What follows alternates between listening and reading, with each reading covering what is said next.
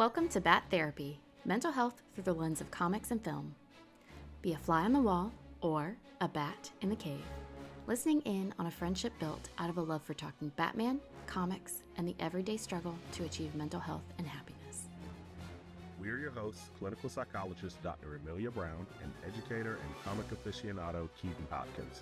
Don't forget to follow us on YouTube and social media and find our Patreon at patreon.com/battherapy.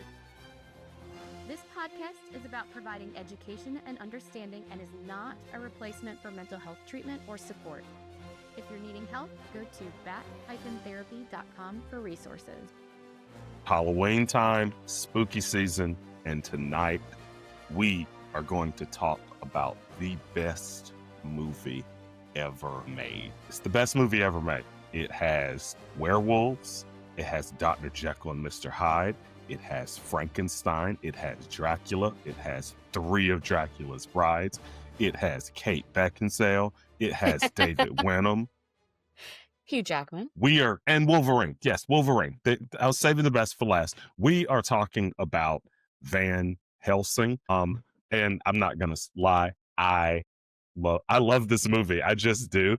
Fun story. When I was in high school, this was the movie that I got caught skipping school in high school going to see Van Helsing. It does not surprise me that if you skip school, you're going to the movies. Absolutely. What else am I going to do? Yeah. Right? But yeah, I got caught skipping school, and it's so funny because I always had a habit of calling my mom on the phone and letting her know this is where I am, this is where we're going next, that was just our rapport when I was hanging out and stuff. And we get out of the movie at 3:45. Mm-hmm. And I immediately called my mom, hey, Mom, just got out of the movies. Now we're just going to go get pizza. My mom's like, just got out of the movies. It's 3:45. School just let out 15 minutes ago. What you talking about? Wait, you got caught because you told on yourself? Yeah. I got caught because I was stuck in routine. Just got out of the movie. Better call my mom. Because I am aware of you getting away with much more difficult deceit and lies. Whatever. And yet you couldn't. You. That's just so cute. But yeah, it was funny. You were just so used to telling your mom where you were. It was funny. But it was one of those things. I got in a little bit of trouble. Because I was a straight A student, and it was one of those things. She's like, yeah, you're not supposed to skip school, but I mean, also, it's not like you're not out here committing sinister deeds and skipping school. Yeah. You skip school to go see a Frankenstein movie. Yeah. She's like, there are much worse things I could be worried about right now. If I grounded you, you just enjoy it. You just read books. It wasn't even it wasn't really a thing. That's it's so funny. yeah. But yeah, so yeah, this movie has a little bit of everything. I will grant you, I thought it was cool how they wove all those different stories together. I think this is the first time I've ever seen this movie. I thought I had seen it before. Really? But then when I started watching, I was like, none of this feels... Usually, if I've seen something before, it's at least vaguely familiar at parts, even if I don't remember what happened. Nothing felt familiar. And especially... Okay.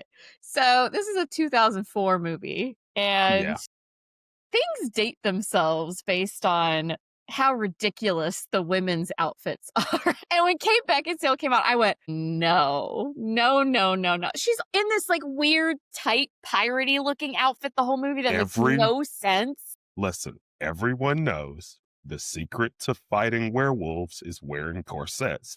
I didn't make the rules. Just that, I was like, I cannot believe, oh, yeah, okay, I'm going to go fight devils and demons and vampires and all this stuff, corset. Yep, that's the way I'm going to go. Come on.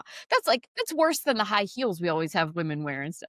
So I was like, man. So it certain things dated it a little bit. But I did appreciate, the plot and everything.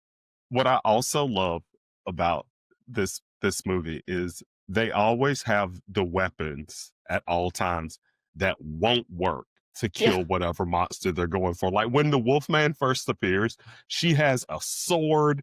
Everyone Mhm. around them has like regular guns, and there's one guy with a revolver with silver bullets. So it's like, what are we? And he's tied up. Like, what are we doing right now? Y'all are the Say. worst planners ever. So before we started recording this episode, you and I were talking about how people are like in Gotham, where you're always prepared for the worst.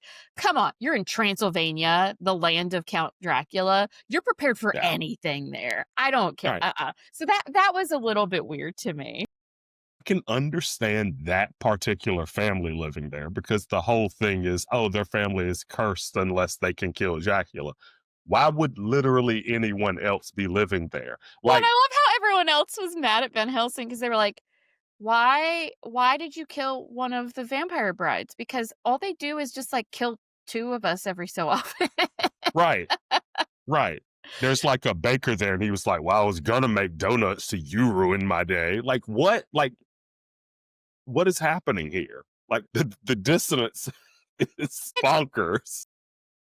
I mean, I do respect the fact that, and kind of like how there was this, okay, so we're all trying to live and exist in the same world together, supposedly. Obviously, like later on, you find out the Count Dracula is trying to, create a mass of all of his children who will just like eat everybody alive. But it was nice that it was like, oh, well, here's how we all coexist. And is it ideal? No. But in some ways, it was like the humans accepting, like, hey, just like we eat other animals, like they Yeah, eat some of us. And so yeah. I don't know. That It was a is little, what it is. yeah, that was a little Circle of refreshing, life. actually.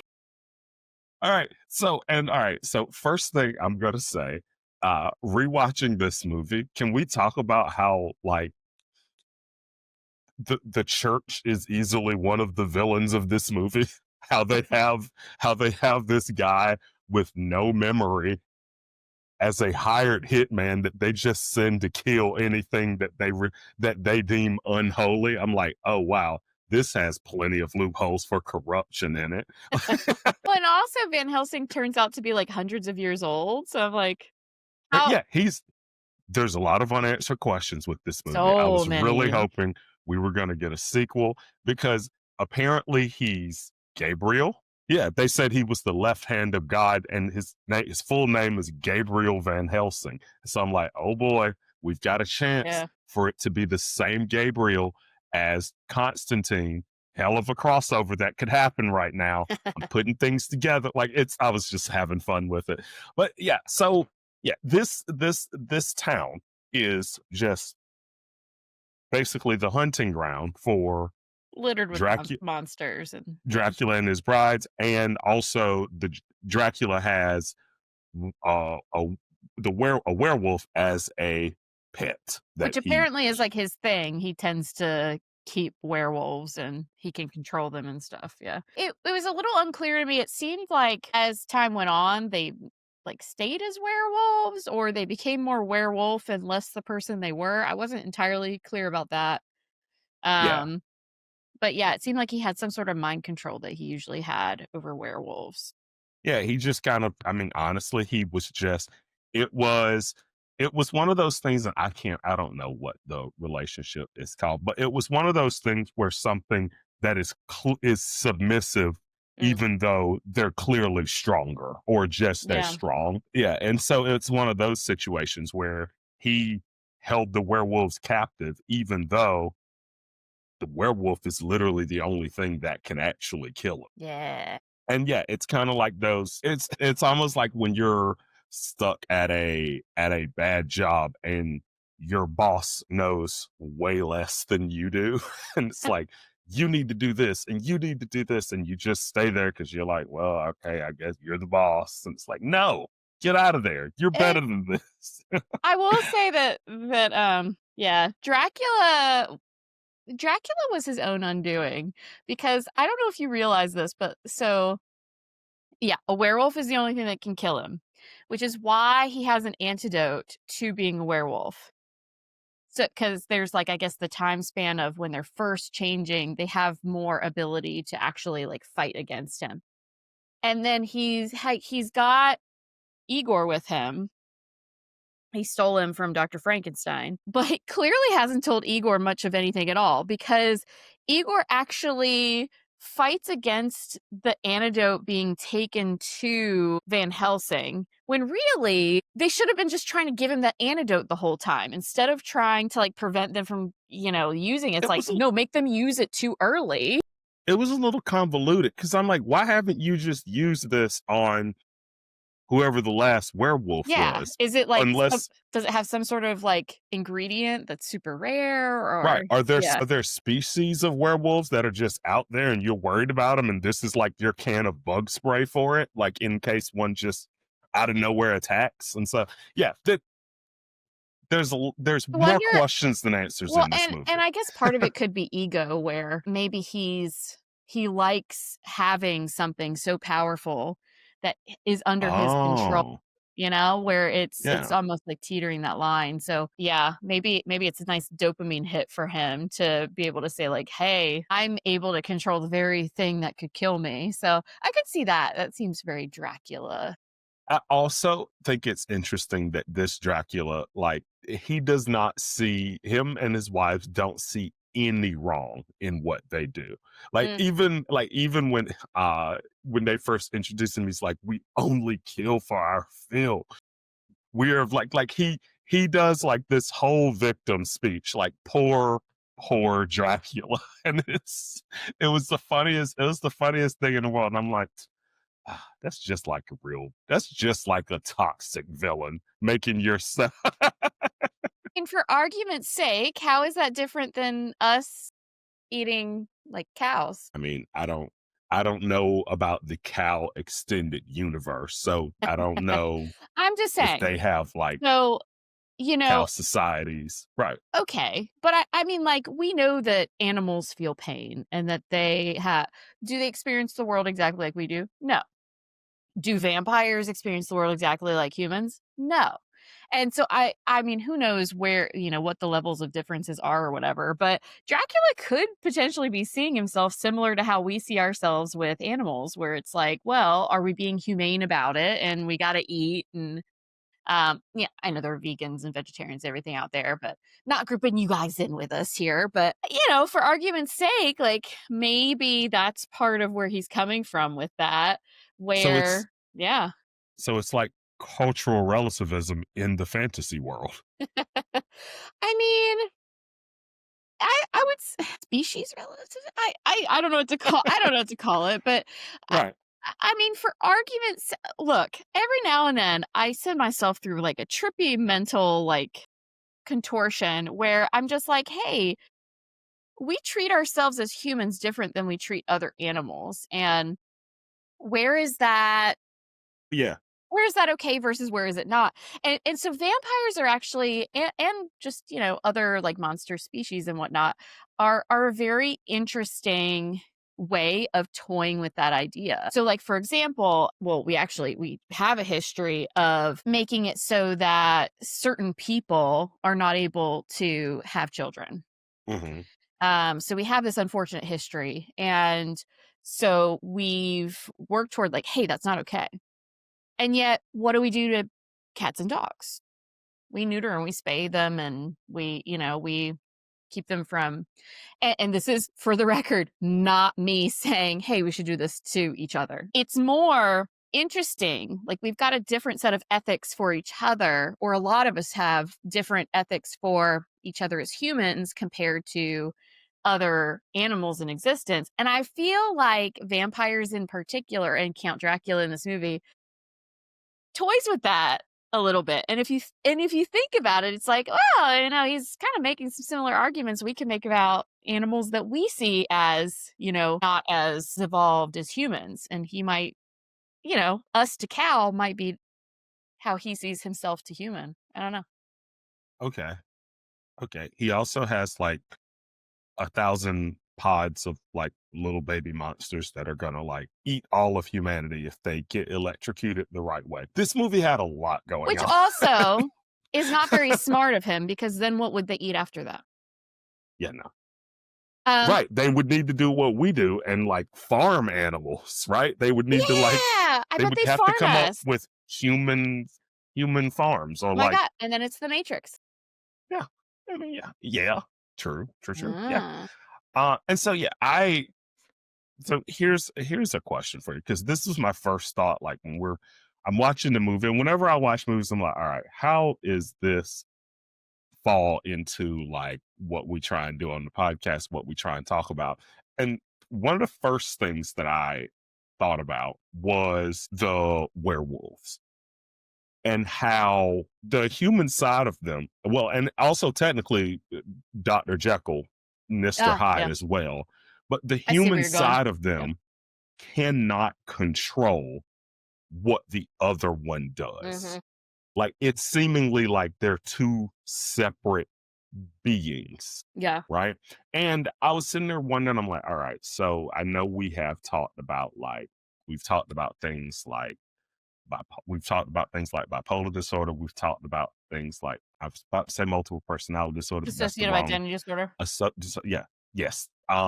We talked about that, and I was sitting here thinking, like, what does those most relate to? And Mm, that was the first thing I was going to ask you about because of how like they seemingly switch and become this completely different being temporarily, yeah. and honestly have no control over their actions. And that was something that was interesting because Van Helsing was sent to kill these individuals because it's like, oh, well, I know they can't help it, but they're going to kill again. So for the good of society, I'm going to kill them. And I'm like, Well, and that, I found it very interesting when he says that.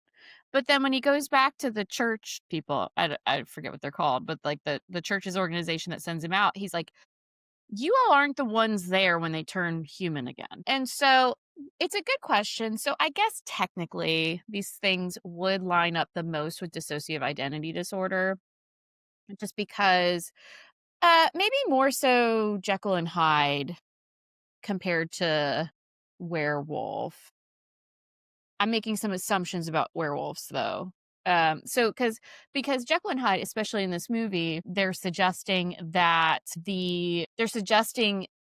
different people mhm. and transformation happening there, which would line up more there. But with the werewolf, a lot of times it's seen as not so much a different personality, but more an animalistic Right. transformation. Yeah, there isn't a personality. It's just raw, like Yes. instinct. Like, yeah. So with that, to me, I see it more. I could see a lot of people relating to things that have to do with your fight or flight response reaction happening, especially if you have Okay. more of a fight response. But like people who have trouble with managing aggression when they feel anger, I could see them relating really well to like the whole werewolf shift and everything. Or if someone has, I mean, it could come from all sorts of places. Sometimes it's just like, hey, I've got anger stuff. And it seems like some people will say like, it's almost like a switch is flipped. Mhm. Um, it could also be a part of like a mental health condition. So, like, for example, if someone has PTSD, a lot of times they have specific triggers, or someone has anxiety, they have specific triggers, kind of like the moon, right? So, the moon triggers the werewolf. Um, okay, I hear a sudden loud noise and it triggers the PTSD symptoms, some of which could be very animalistic. A lot of times people might talk about later on, I can think through things, but in the moment, my body, my mind, my everything's just reacting in the moment. And a lot of Yes. times it's reacting as if it's back in that life-threatening situation. So I could see the werewolf being more of that sort of thing. Yeah, it's definitely interesting when there's the person and then there's this other piece. And yeah, sometimes we see it as all a part of who we are, and sometimes we see things as sometimes a separate entity or a separate identity, but not necessarily. Sometimes it's like this feels like me and this other stuff feels like it's not me. I want to get back to who I am. And so I think the werewolf and Jekyll and Hyde, and those are really good examples of characters that people could relate to Mhm. when whatever things that they're struggling with emotionally, mentally, or whatnot feels out of character. And this is what it made me think about, because I was like, all right, if someone like werewolves or Dr. Jekyll and Mr. Hyde were in modern society, I feel like now it would be one of those things where someone like Dr. Jekyll or Mr. Hyde would be in, like, is the proper term medical prison? Because like sometimes I feel like if you look at like things like serial killers or people that like just have get diagnosed with actual issues, a lot of times they're in prison, but it's like a prison with like a medical component to it So, almost. um, Not so all, so and so not in all ser yeah. so in this movie, Jekyll and Hyde, people are getting killed. And so I think what you're saying, specific to this character, when someone's getting killed, and okay, if we're saying so, like Dracula kills somebody, hopefully he goes to prison. He's cognizant, he's aware. It's Dracula saying, "I'm killing you," right?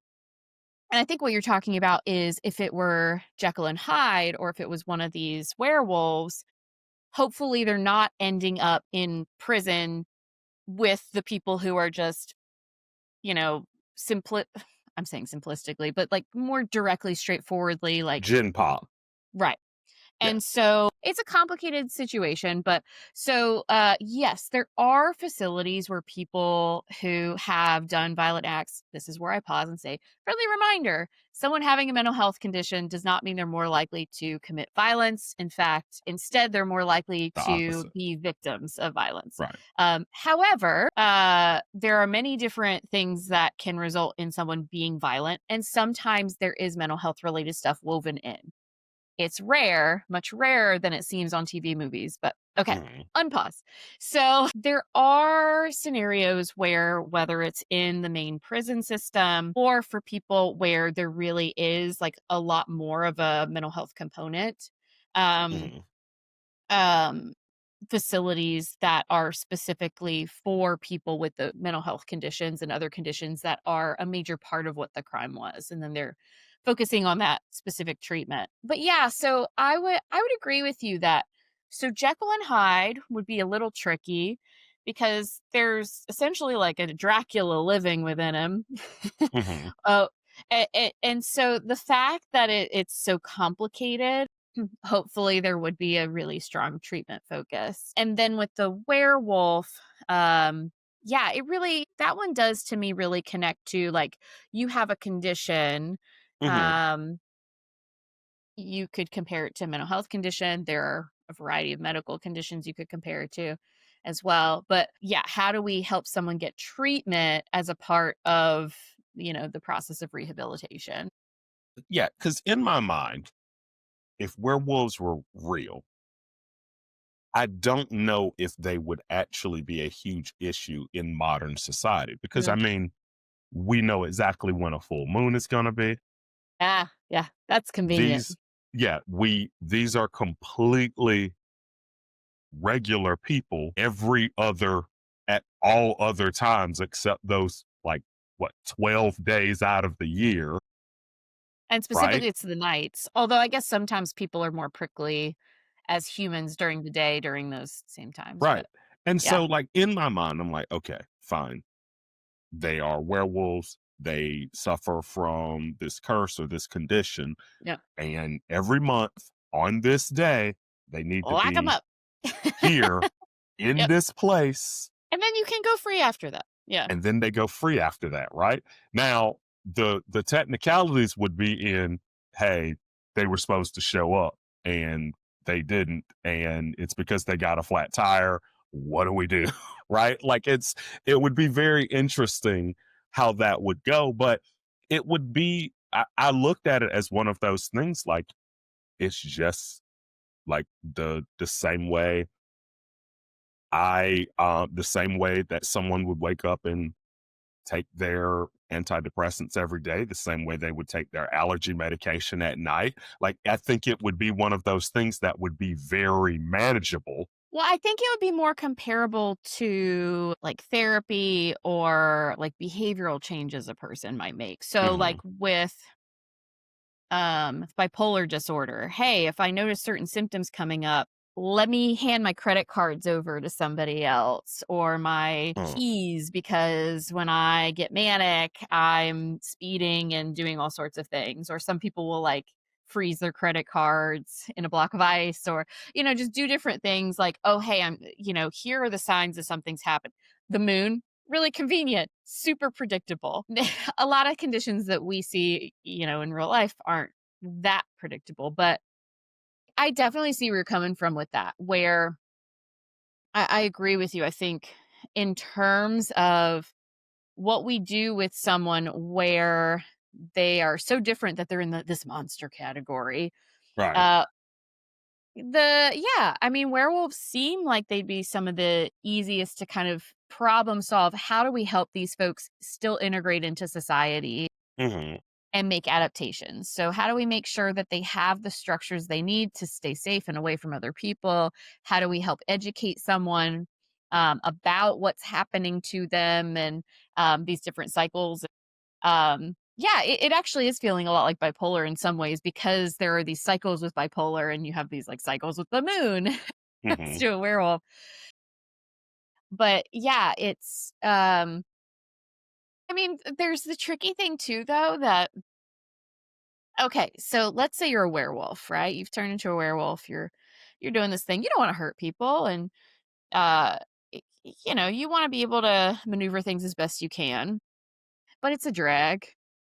I mean, if the moon's full fairly often. This is a drag. Imagine you've been doing this for years.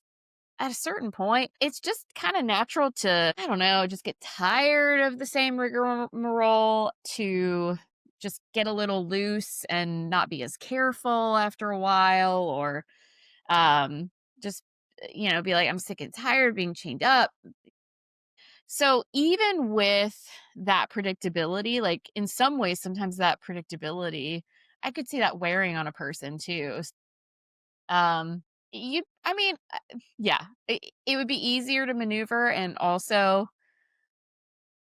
yeah, you'd probably have some werewolves still getting out and things happening. Like you Yeah. said, sometimes a flat tire might happen, or it might just be a person is just tired of doing the same old thing, and Claustrophobic, right? Like, or there's no yeah, right. Like, there's so many different scenarios that could play out, and it goes into one of those.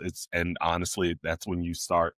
I think about it the same way that I would think about someone having multiple treatment options, right? Because I spent some time thinking about this. I'm like, okay, would they just lock them up?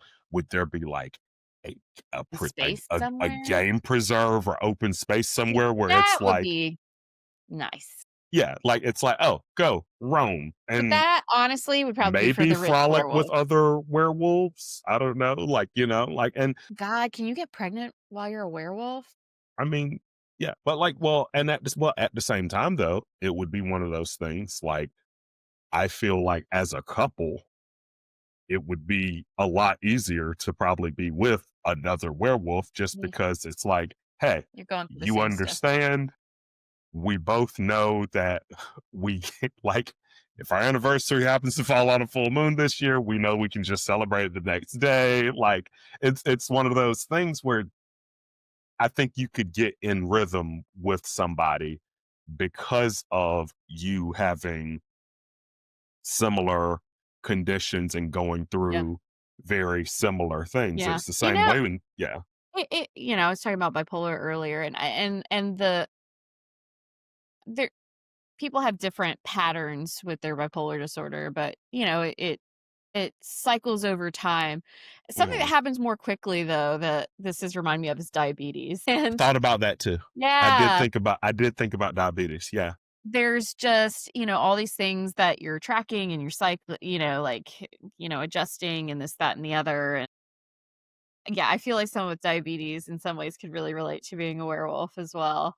Uh, but yeah, there are certain some people have certain conditions and things where they have to keep an eye on it and they have to track and they have you look, it's a drag to never be able to just throw up your arms and say, whatever, Hmm. and just not have to pay attention to these things. No, like diabetes, bipolar disorder, or, other conditions that can feel similar to this werewolf thing. Like you've always got to keep it in mind. And like you said, so in some ways it might be nice to be with someone who's not a werewolf because it gets you out of that mindset and out of having to focus on that. And then on the flip side, oh man, I don't have to explain all this stuff to this person, and I don't have to worry about them seeing me as a burden because, they're juggling the same stuff, and um we can relate to each other. On the flip side, it's like, oh man, okay, well, you know I don't know, let's say you have a kid and somehow the kid's not a werewolf but both of you are, and it's like, well, who's going to take care of the kid while we're both Right. the werewolves? Right. Sometimes I guess it could be complicated to have the same issues, but Certainly. Well, and the thing is, another thing that I found interesting is Van Helsing had this very one-sided view that he got from the church. Like, hey, it's not natural, so it needs mm, to be killed, it needs to be destroyed. But then he becomes the yeah. very thing that he's been killing because he's been going out and killing these monsters, right? And all of a sudden, he's bitten by one. And now he's under a timeline because apparently in Transylvania, there's full moons every other day. Like, I don't know how it works there. Say that the movie got more confusing the further on Yes. it went. Yeah, definitely. Yeah, so, um well, and the funny thing is so, Anna, her brother, it happens to him first, Hmm. and Van Helsing's like, "W he's gotta go." And then it happens to him. To be fair, he is like, "Hey, if I don't get cured, here you go, kill me." But, he's able to see the gray areas a little bit better, shall we say, when it's Yeah. himself, and he even takes advantage of it. He helps them be able to jump different places, and he uses some of the, like, werewolfiness to, like, help him, as they're trying to get to Count Dracula and stuff. So, it might be one of those things where, so as clinicians, we mean Hmm. very well, and we learn how to do our job and we're trying to help people as best we can. But you know what? At the end of the day, if you haven't lived something yourself, there are certain things you can't fully understand unless you've gone through them. And that, I think, helps inform you and adjust what you do from there. Like a simple example is, um I was very helpful to people who had children before I had them myself. But there are certain things that I am much more attuned to and aware, and I think more helpful with now that I have children. Hmm. So, there are all these examples with these things, and it can even be if you yourself have a mental health condition or you have family experience with a mental health condition or someone close to you. Sometimes you approach things or you see things in a more complex way that can be helpful. And I think that's kind of what you see with Van Helsing is he's very black and white before, and he's doing his best and he is helping. But once he's in that situation, he sees more of the gray of like, hey, I'm still me. There are these layers of transition with werewolves that he wasn't able to take in when Anna was talking about her brother. And it wasn't just in that situation too, because when we first get introduced to Right. Yeah. Anna and Velkin, what are they doing? They're hunting a werewolf. Yeah. They have the Same. silver bullets. They're Yep. gonna kill the werewolf. Yep. And then all of a sudden, Anna's attitude changes when her brother Yep. is bitten. It's like, whoa, whoa, whoa, whoa, whoa. Let's not be too hasty.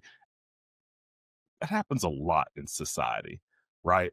Like people can be completely not understanding of a situation. And then all of a sudden, when it hits close to home or it's someone they know, then it's different.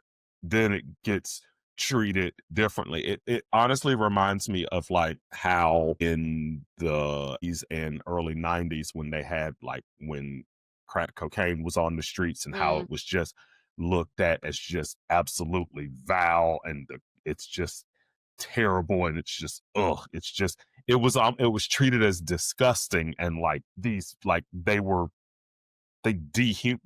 very dehumanizing to addicts versus the opioid issue here and how it affected a lot of people in different areas, different backgrounds, different races it affected.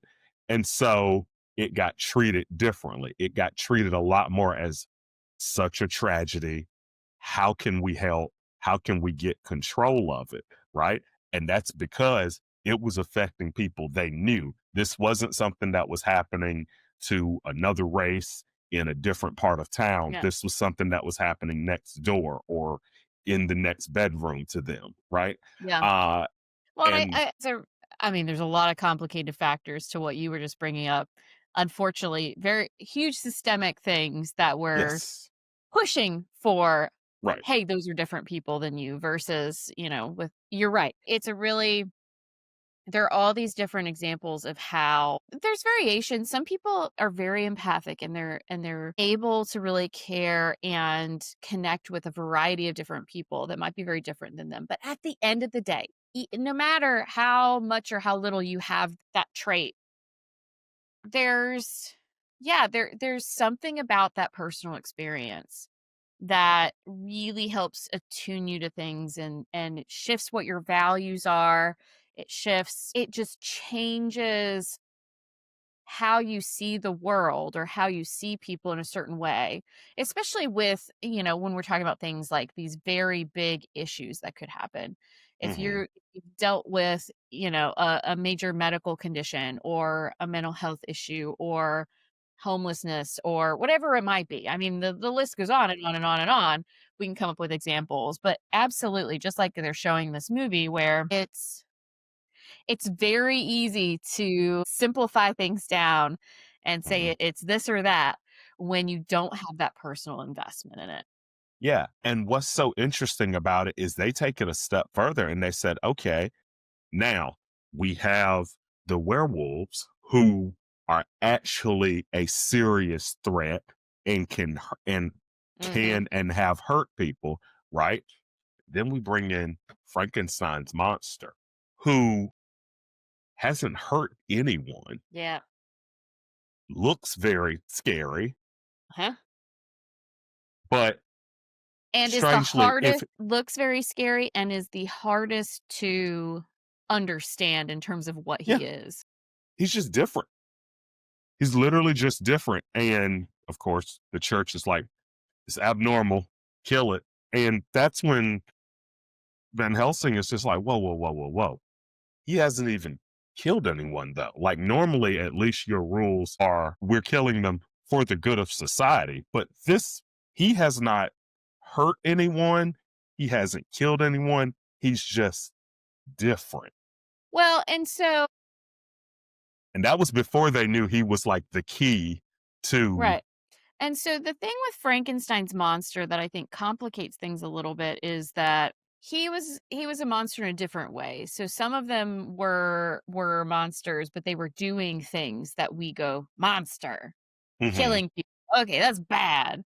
But Frankenstein's monster, the complication with him is he doesn't have that piece, but I think a lot of concern for him is the unnatural piece. He was not created in with procreation. He was not created in, the ways that we see with human and animal kind and da da da da. And so I feel like that's where a lot of the fear and concern came from the church folks in there, or at least that's how I read it, mhm. especially later on. But yeah, it is this tricky bit. I mean, I feel like we're living with all this stuff where look, there's a lot of people creating a lot of things out there without really thinking about how it's going to affect people. The folks that have created social media have okay, yeah, there's some great things that have come from it, but it's done a lot of harm too. There's a lot of harmful things when it Hmm. comes to social media, comes to mental health, especially with kids and teenagers and what there's all sorts of stuff. And so I always wonder, when you have scientists doing these like big things that are like, looking at how we created the universe or let's clone Yeah. something or let's create this massive technology thing or whatever. Yeah. How far down the line are you looking? I remember I think it was like a Jon Stewart episode back in the day, but there was someone who they were trying to rebalance like the animal populations on an island Hmm. because I think things had gotten thrown off by, like people traveling there and then something started dying off. And so they were trying to like reintroduce certain animals or something to like balance things out. And the guy was talking about like I wake up in like sweats all the time because I am Hmm. so concerned about what I'm doing here. Really taking seriously how things play out in the future. And so I feel like Frankenstein kind of did that sort of thing, right? Where it's like, I can do this. Should you? Yeah. Right. But at the end of the day, Frankenstein's monster, he's here and he's a living being. And he wasn't a part of that process. And so, yeah, there's this whole conflict there where, The um, Jurassic Park scenario. yeah, and it's like, Yeah. okay, well, the dinosaurs are here now, so what do we do with them? And Yeah. They ideally, is didn't there a ask way to to be here. yeah, is there a way to allow them to play their lives out as long as, everybody can manage together? And Frankenstein's monster, yeah, like you were saying, he just wants to be able to live, be Yeah. left He's alone. and be left alone completely. And so I do love the side by sides of that because yeah, you have Dracula who is killing people and completely in control of it. The werewolves who are also very scary and killing people mistakenly, It's more of like the right? animal instinct thing. Yeah. Right. It's more of an animal instinct thing. And then you have Frankenstein's monster, looks scary, hasn't hurt anyone at all, right? And so Well, and in some ways, I feel like that allows the villagers to react more violently toward him because he's not dangerous like right, Dracula, the right. werewolf, etc. And so here they are. They're like, finally, we have a monster that we can do something about. Yeah, we're gonna fight back, right? And And I mean, unfortunately, it's like, he's just trying to be alive. yeah, and we see that plenty in society too, how people are judged by the lifestyles they live, even if they're not hurting anyone, even if they're just trying to exist, and how that Mm, bothers people because it's not like them or it's something they're not used to and didn't grow up around or their religion says it's bad, right? yeah, And in reality, these people just live differently than you do. And there's nothing wrong with that, or they look differently than you do. And there's nothing wrong with that, right? yeah, yeah. Yeah. Frankenstein's monster. He definitely hits more of this. I don't fit the box. I don't fit the boxes that you all are comfortable with, what you're used to, what you see as right and true. Hmm. And yet he does exist. And so a lot of the people cannot handle that. And so their reaction is to destroy, which is very unfortunate. And fortunately, the Frankenstein's monster is able to find some people who can look beyond that. But yeah, I mean, I definitely agree with you that with I mean, he's called it Monster. I mean, I don't know if he ends up with a name in this or not, but I don't remember him ending up with a name. But he's the one he literally can't escape the moniker of Monster. Hmm. Hi what you call him is like, "Here's the person who created me," and literally the word monster. He's the most tied to this idea of, like, a scary creature that needs to be gotten rid of, and yet he's the one not causing anyone any harm. Hmm. Yeah, Right. so I think he's my favorite character, actually. Yeah. I mean, honestly, and I was sitting here thinking about it because a lot of times when we talk about Frankenstein, I think the ironic thing that conclusion that people come to is Dr. Frankenstein is the one that's the quote unquote monster because of the He's much more of a threat. experiments Ah, that he is doing, because right? like exactly. So who's the dangerous one here? Absolutely, Dr. Frankenstein is absolutely much more of a danger to society or the people around him or whatnot than his creation. Yeah. And so Yeah. I thought that was also really interesting. Overall, like I liked the message that this movie gave, like overall, like as far as like, hey, If you wanna listen, fight monsters, wear a corset. not that particular one because and also like yeah so yeah and then there's yeah so she had a corset and then Dracula's wives were just basically Naked.